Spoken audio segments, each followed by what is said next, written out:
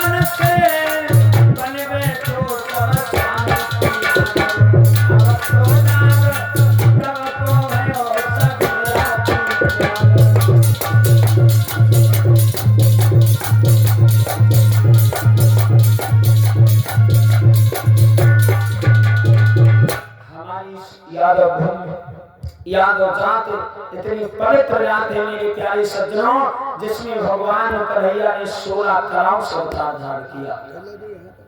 और भाई हम और आप उस पवित्र जात में जन्म लेने के बाद हम और आप यादव से हैं मेरे सज्जनों। श्री सुखदेव जी हर हर क्षेत्र में श्रवण कराते हुए 88,000 ऋषियों के समूह पर कथा सुनाने लगे कि सुनिए कि ये शरीर को देवता तक धारण करते हैं और आते हैं। एक बार नहीं अनेकों बार देवताओं ने इस भूमि पर आने के बाद जन्म लिया। एक कल्प नहीं एक ही बारा, एक कल्प नहीं एक ही बारा, कृष्ण कंस लेत अवतारा। एक कल्प में भगवान का अवतार एक बार मारता है। ये बार क्या है और दिन क्या है, जब आगे समय आएगा तो मैं बताऊंगा।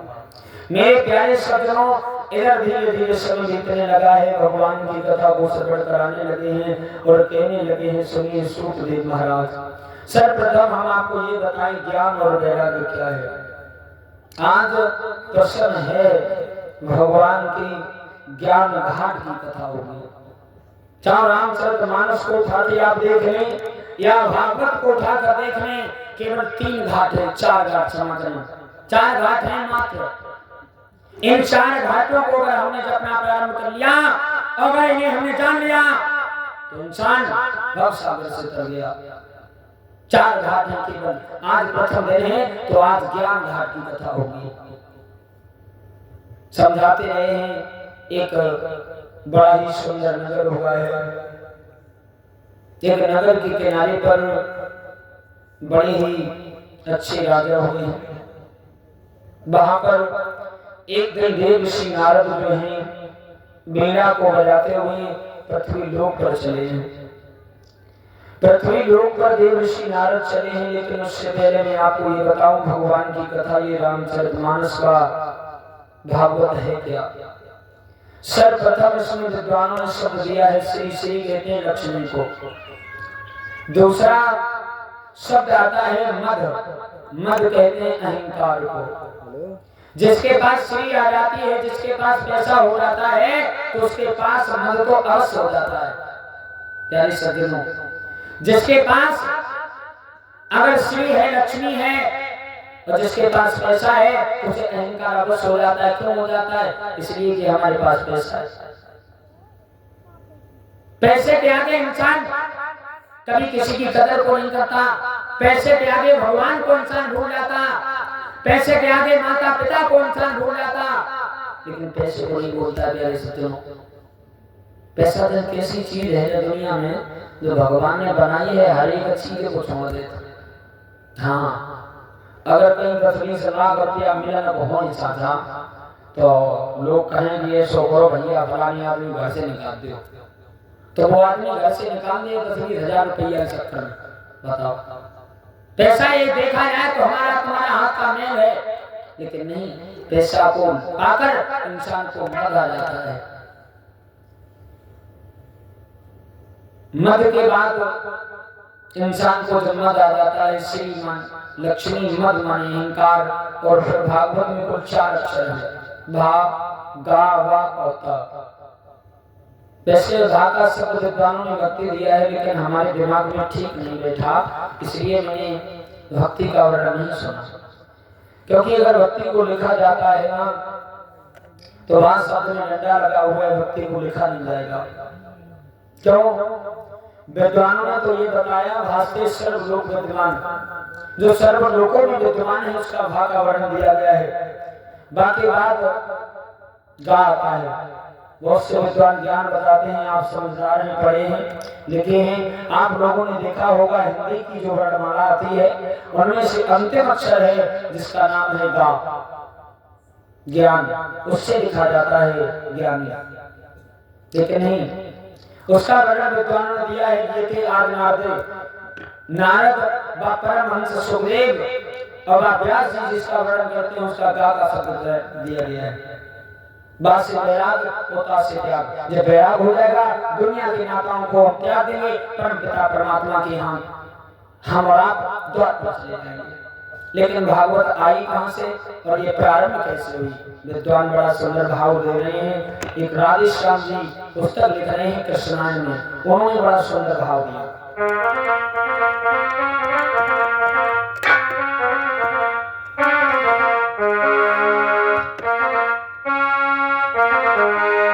श्री कृष्ण ने पूर्ण कथा और कही दैत्य 4 श्लोकन में।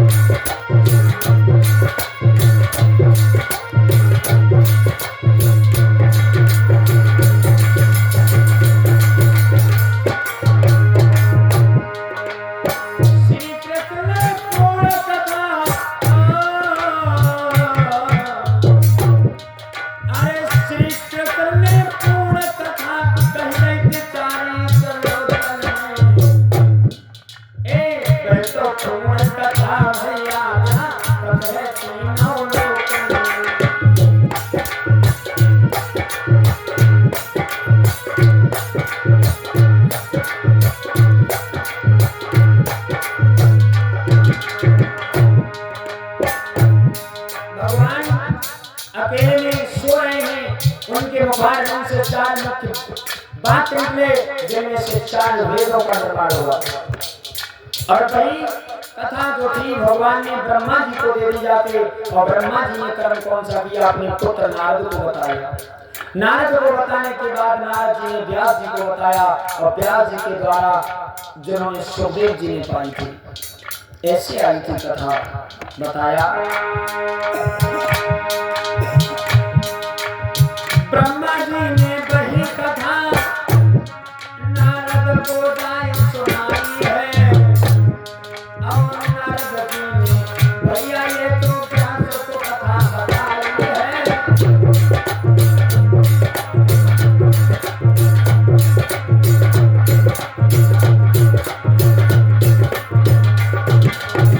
विद्वानों ने भाव दिया कि सर्वप्रथम भगवान के मुखारबिंद से 4 मुख्य वाक्य निकले जिनके द्वारा 4 वेदों का निर्माण हुआ।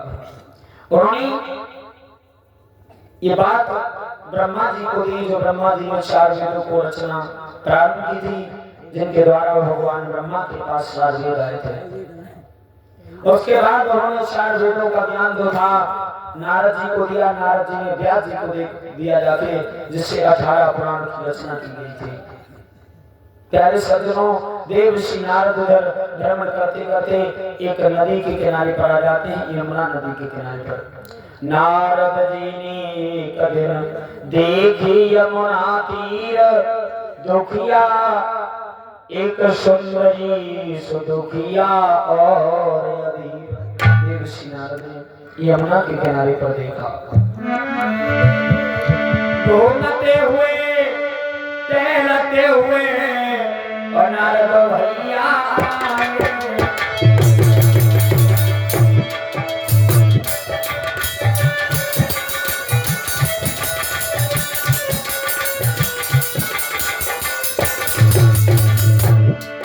घूमते हुए टहलते हुए घूमते हुए टहलते हुए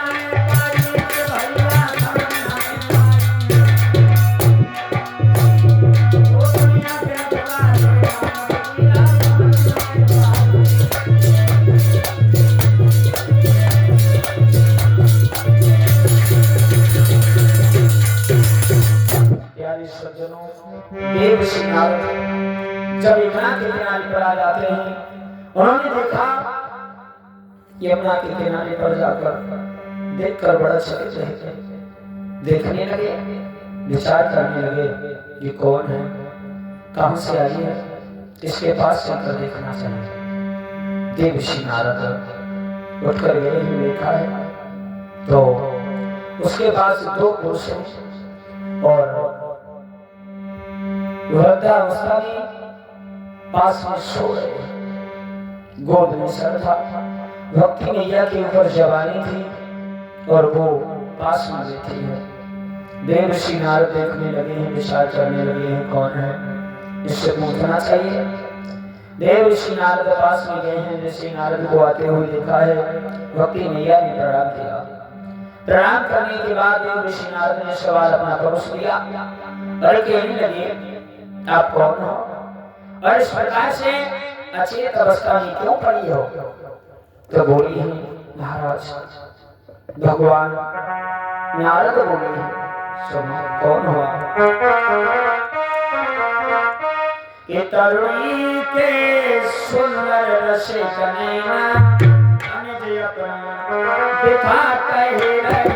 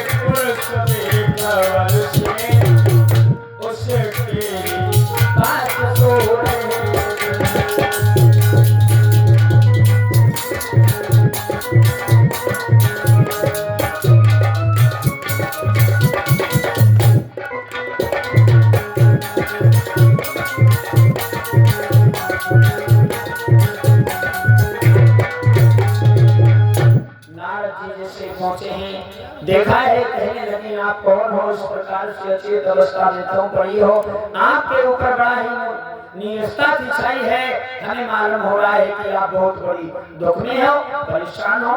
देवसी नारद कहने लगे, जितने शब्द सुने हैं भक्ति मैया कहने लगी, महाराज आप संत हो और आपको तो पता होना चाहिए। बोले नहीं, मैं आपको क्या बताऊं, आप खुद बताओ। देवसी नारद की ये बात सुनी है तो कहने लगे, महाराज ये तुम देख रहे हो, ये हमारे पुत्र हैं और मैं इनकी माँ हूँ। बोले क्या?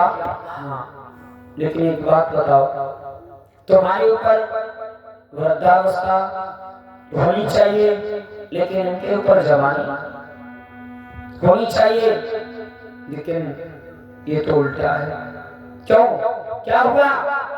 बोले महाराज जब तक द्वापर था तब तक हमारे पुत्र ये ज्ञान और वैराग्य जो थे, जवान थे। इस कलयुग के आने के बाद जैसे मैं वृंदावन की ओर आया हूँ तो हमारे ऊपर जवानी आ गई, मेरा शरीर बदल गया और हमारे पुत्र बुढ़ापे में आ गए।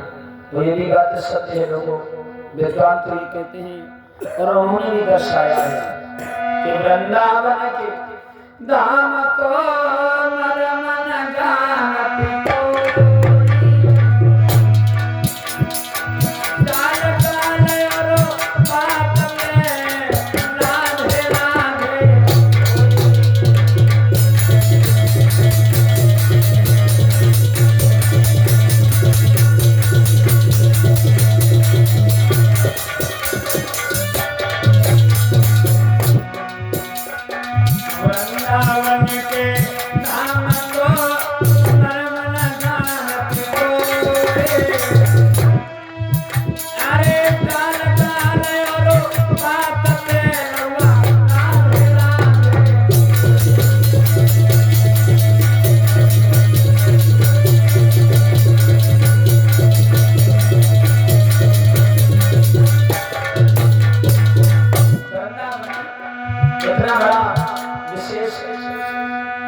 संयोग है, मानते हैं लोग। विद्वान तो ये कहते हैं ना कि वृंदावन में केवल भक्ति होती है, तो भक्ति कहाँ पहुंचने से उसका शरीर बदल गया था। ज्ञान और वैराग्य का कहीं वर्णन नहीं था, क्योंकि वृंदावन में जब आप कभी जाओगे तो भगवान का नाम मुखारबिंद से ही ज्यादा आएगा, तो इसलिए वहां जाने से उसके ऊपर जवानी आ गई और बैठे बैठे बुढ़ापे में गिर गए। मैया भक्ति रोने लगी, महाराज एक बात बताओ, हमारे पुत्रों के ऊपर ये जवानी है कैसे आएगी? मैया रोने लगी और कहने लगी, महाराज देवसी नारद, महाराज को है लज्जा की, मरने की घास निशानी है और माता पर चढ़ी जवानी है, बेटों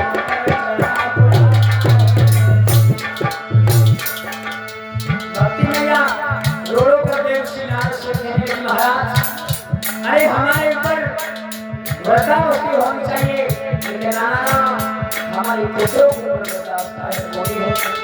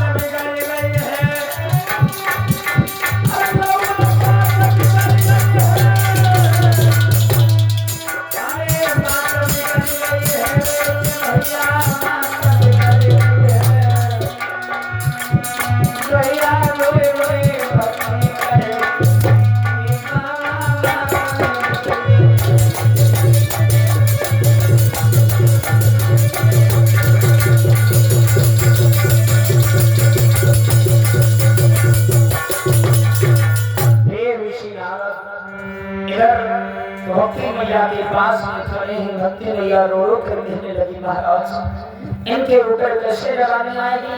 भक्ति मैया कहने लगी नारद कैसे क्या होगा। नारद कहने लगी सुनो देवी आप परेशान हो केवल भगवान पर भरोसा करो और जो भी भगवान पर भरोसा करता है मेरे प्यारे तो भव सागर से तर जाता है। तो हम और आप भगवान पर केवल भरोसा करें। मैया भक्ति पास में बैठी है। देव ऋषि नारद ने वेद मंत्रों का उच्चारण किया गायत्री मंत्रों का उच्चारण किया लेकिन प्यारे सज्जनों उन पर कोई भी असर नहीं हुआ। लेकिन नहीं देव ऋषि नारद जो है दुखी हो जाते हैं विचार करने लगे मुझे क्या करना चाहिए। उसी समय आगे को बढ़ने लगे। नारद ऋषि आगे को बढ़ते हुए जा रहे हैं वीणा को बजाते हुए जा रहे हैं लेकिन नारद जी जो है मेरे प्यारे सज्जनों वह आश्रम की ओर चले। पलक न देर लगाई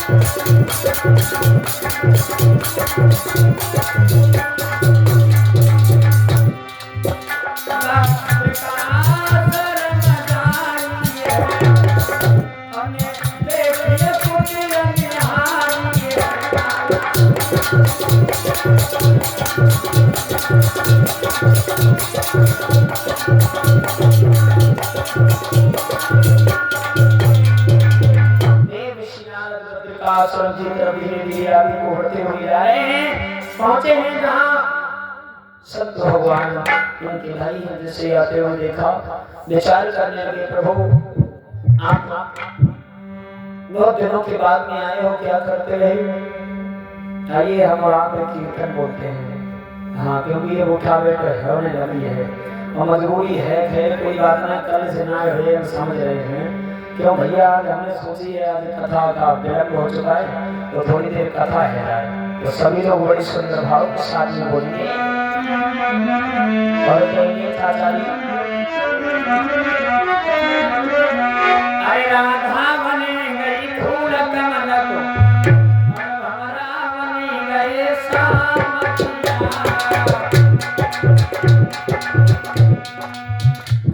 है भैया लोगों दादा निकाल ले ठंड लगेगा और आवाज में समझना तो भैया बताओ क्यों भैया देखो सामने चला करना समझ में आता तो कम बढ़ती करवा ले कोई दिक्कत ना है। दादा अभी बोलो राधा बनी गई फूल कमल को भंवरा बनी गई सामतिया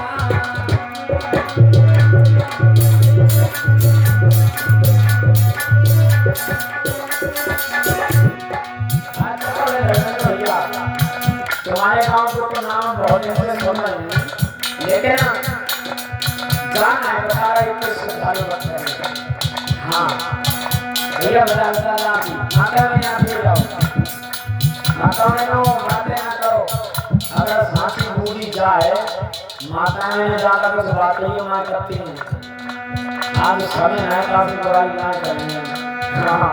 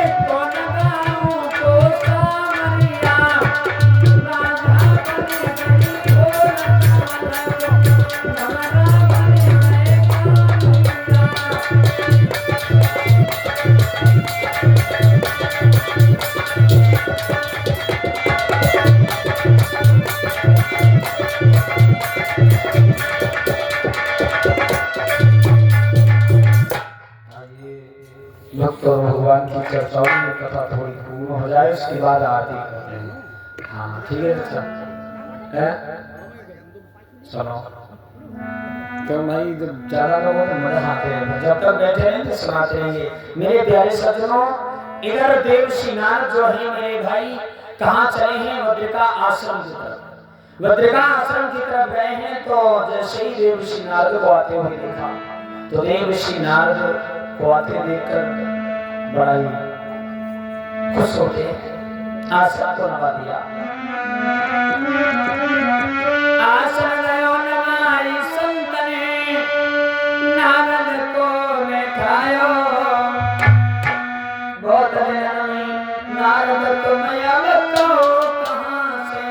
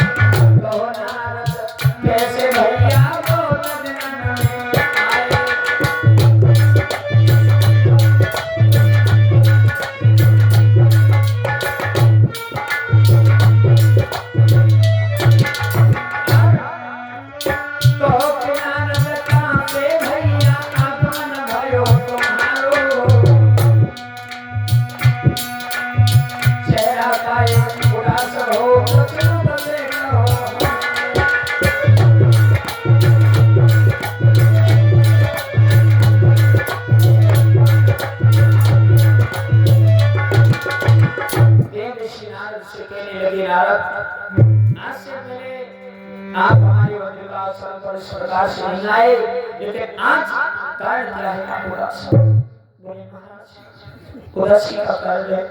बोले क्या कारण है? बोले लाला कारण तो इस बात का है महाराज मैं क्या बताऊं प्रभु।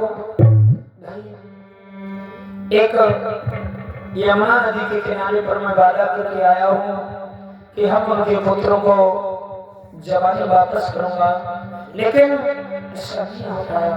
बोले क्यों क्या हुआ?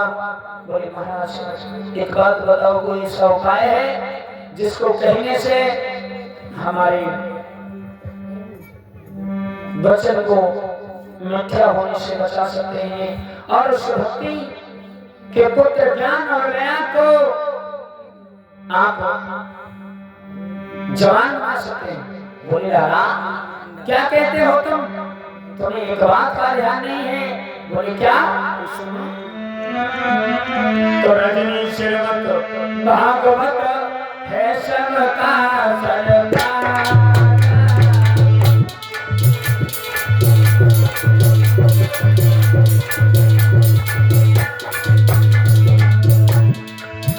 ध्यान से सुनो देवश्रीनाथ तुम्हें एक बात का ध्यान नहीं है। तुम महामंत्र को भूल रहे हो भगवान की कथा को भूल रहे हो। कौन सी? सुनो रजनी श्रीमत भागवत है सबका सरदार। अरे कहना है सबसे कने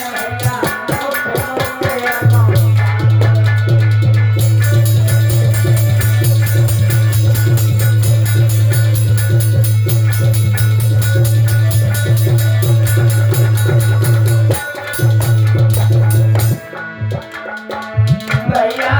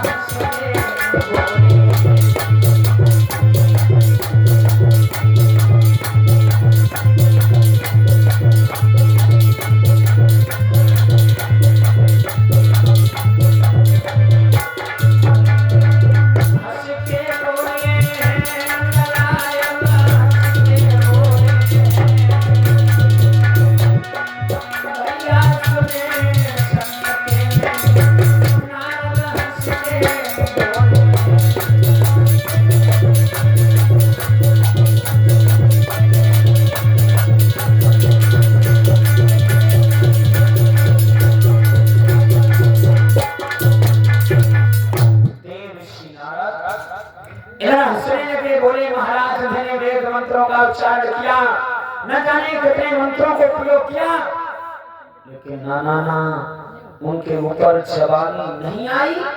और इन तुच्छ सी बात को बता रहे हो। हंसने लगे, कहने लगे, माता में शांत बैठो आ भैया। हाँ, लेकिन देवऋषि नारद के ये शब्द सुनिए, बोले हैं सुनिए भगवान की कथा को, आप विश्वास को एक बार करके देखें। बोले हमें लग रहा है तुम हमारी हंसी बदमानी को हो। बोले ना आप बन जाइए और भगवान की भागवत कथा को श्रवण कराइएगा, ठीक है। भगवान की कथा को श्रवण कराया। श्रीमद् भागवत को श्रवण करने से मेरे प्यारे सज्जनों, एक दिन के अंतर से जब कथा हुई, कथा होने के बाद श्री सूतदेव जी ने कथा श्रवण कराते हुए सौनकादि ऋषियों को बोले, और इधर सनक सनंदन जो है भक्ति और ज्ञान और वैराग्य को कथा सुनाने मात्र से भक्ति और ज्ञान तरल हो जाते हैं। ज्ञान भक्त वैराग्य जो तरल हुए, ज्ञान और भक्ति और वैराग्य क्या है? अगर देखा जाए ज्ञान और वैराग्य कोई जहर नहीं, बल्कि हमारे तुम्हारे शरीर में ही है। अगर हम आप अपने दिमाग से विचार करें, ये आंखें जो है हमारी, ये ज्ञान और वैराग्य है। हमारी आंखें जो हैं ये ज्ञान और वैराग्य हैं। हम इस आंखों से अपनी माता और बहनों को देखते हैं और इन आंखों से अपनी पत्नी को देखते हैं। जब हम अगर गलत दृष्टि इस आंखों के द्वारा डाल देते हैं तो हमारा वैराग्य हो जाता है, और जब इन आंखों से अच्छी दृष्टि डालते हैं तो हमें ज्ञान हो जाता है। यही ज्ञान और वैराग्य में अंतर है।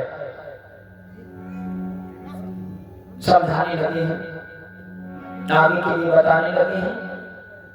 इधर एक नगर हुआ है बड़ा ही सुंदर, जिस नगर का नाम है अनुपमपुर। उस नगर का नाम है अनुपमपुर। तुंगभद्रा नदी के किनारे पर बड़ी सुंदर राजा हुए जो महाराज आत्मदेव के नाम से जाने गए।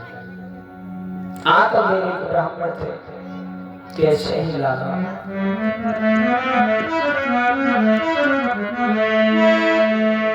दक्षिण में आत्मदेव नामी असीधापन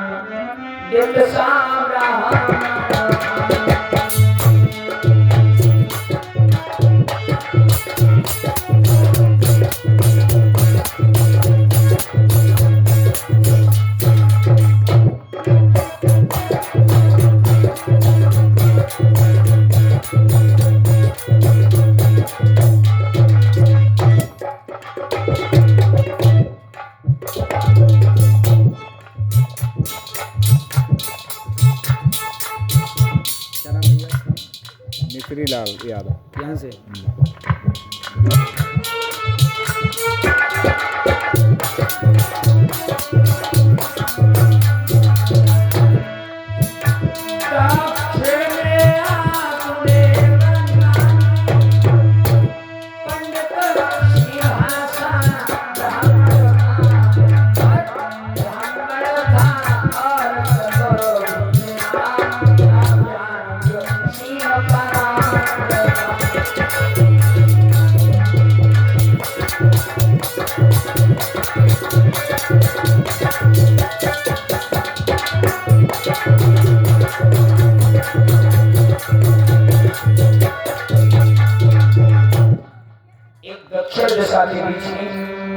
नाम के ब्राह्मण हुए, बड़े शील स्वभाव के ब्राह्मण हैं। और इसी बीच में हमारे दादा मिश्री लाल यादव जी की तरफ से जो भगवान की कथा में कुछ दान करते हैं,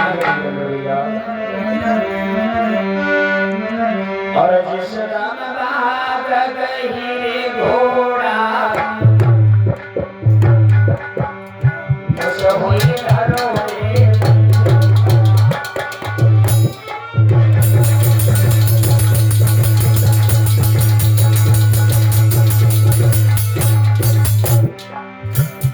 Hare Krishna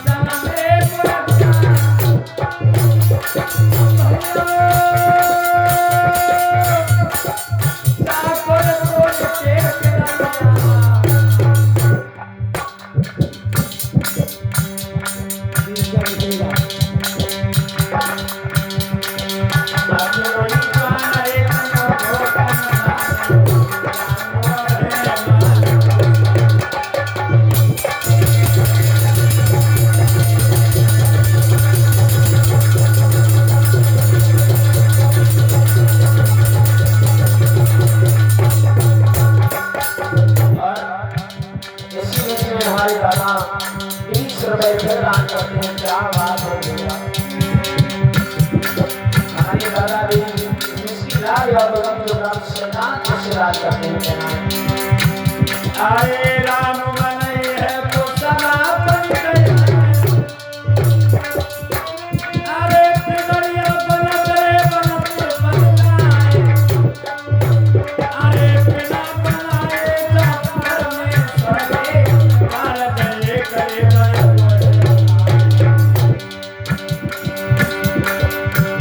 आरो राम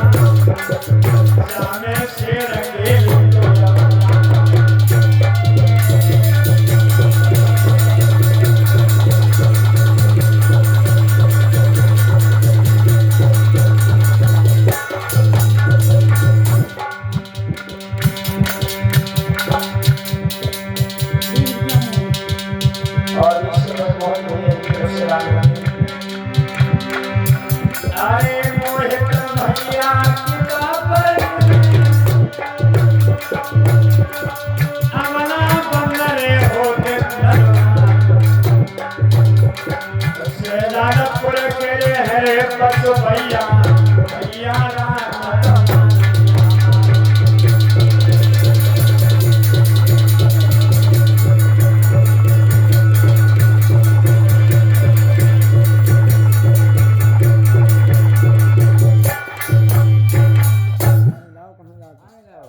आजा भैया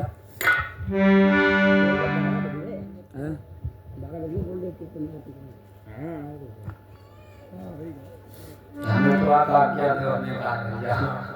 हाँ तो आइए हम बुलाएं एक छोटा सा भगवान का पावन नाम लेते हैं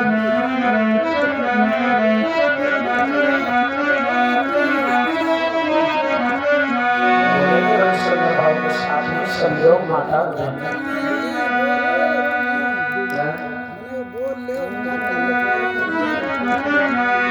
सभी लोग बोलेंगे बड़ी सुंदर भाव के साथ और कहेंगे भगवान का नाम।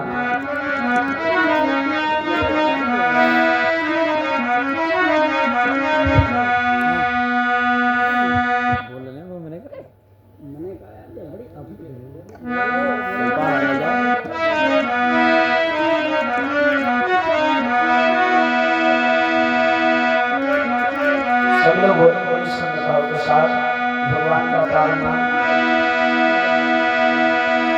लंबी सड़क लंबे गए